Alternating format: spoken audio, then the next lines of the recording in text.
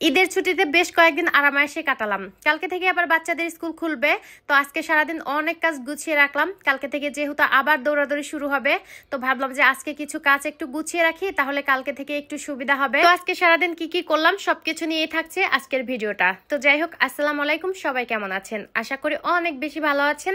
আমিও আল্লাহর রহমতে অনেক বেশি ভালো আছি।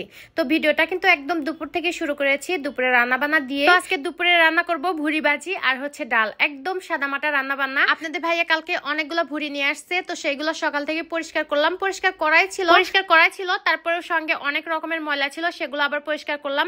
এবার একটু সুবিধাই হয়েছে, আপনাদের ভাইয়া দেখি পরিষ্কার করা ভুড়ি নিয়ে আসছে, তারপরে অনেক রকমের ময়লা ছিল, তো সেগুলো পরিষ্কার করতে অনেকটা দেরি হয়ে গেছে। তো যাই হোক, অনেকে আবার বলতে পারেন ভুড়ির কালার এরকম সাদা সাদা কেন।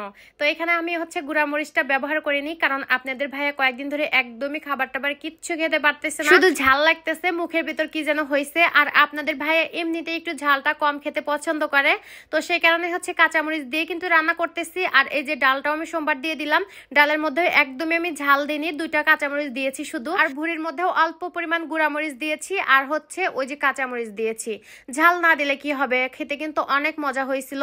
বেশ একটা ঝাল হয়েছিল না, কিন্তু তারপরেও খেতে অনেক মজা হয়েছিল। আর দেখেন ভুড়ি থেকে কি পরিমাণ পানি উঠেছে। আমি একটু অল্প করে পানি দিয়েছিলাম, তারপর দেখি আর একটু পানি হয়েছে। এদিকে ভুড়িটাও সিদ্ধ হতে থাক, আমি বাকি কাজগুলো করে নিই। আর আজকে অনেক কাজ করতে হয়েছে, কালকে থেকে বাচ্চাদের স্কুল খুলবে, সেই কারণে অনেক কাজ করতে হয়েছে। জামা কাপড় ধুইছি অনেকগুলা, তারপর ঘর মুছেছি, তারপরে রান্নাঘরটা পরিষ্কার করেছি।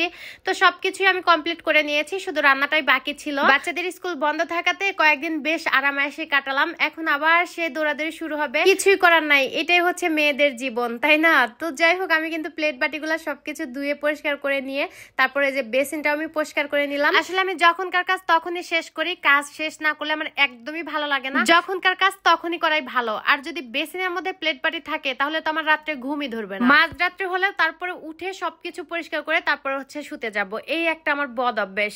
তো যাই হোক, ভুড়ি ভাজিটাও কিন্তু হয়ে গেছে। আর দেখেন কালারটা খুব সুন্দর হয়েছে, খেতেও অনেক মজা হয়েছিল।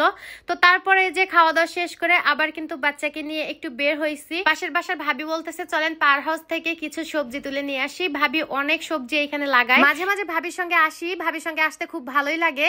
আর ভাইয়া হচ্ছে সবকিছু ঘুরে ঘুরে দেখায়, এইখানে বসে ভাইয়া হচ্ছে কাজ করে। ভাইয়ার কাজই শুধু কারেন্ট বন্ধ করে দেওয়া আর হচ্ছে আবার কারেন্ট দেওয়া, এটাই হচ্ছে ভাইয়ার কাজ। তো ভাইয়া হচ্ছে ঘুরে ঘুরে দেখাচ্ছে আর বলতেছে ভালো করে একটু ভিডিও করেন। তো যাই হোক, এই যে ভাবি বসে আছে, তারপর ভাবির ছেলে আসছে, আমি আসছি, আমার ছেলে আসছে। তারপর এই যে ভাইয়া আবার ছাদে নিয়ে আসছে, বলতেছে ছাদে চলেন, ছাদে গেলে খুব ভালো লাগবে, ছাদে থেকে উপর থেকে সবকিছু ভালোভাবে দেখতে পারবেন। আর আমার কাজই শুধু ভিডিও করা, চারিদিকে শুধু আমি ভিডিও করতেছি, খুব ভালো লাগতেছে।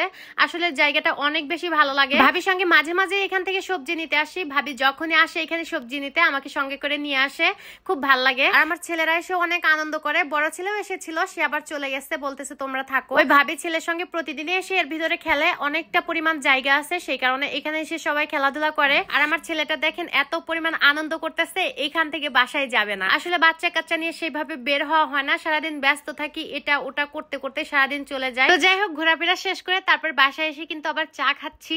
তো আজকের ভিডিওটা যারা যারা দেখেছেন সবাইকে অসংখ্য ধন্যবাদ। সবাই ভালো থাকবেন, সুস্থ থাকবেন, আল্লাহ হাফিজ।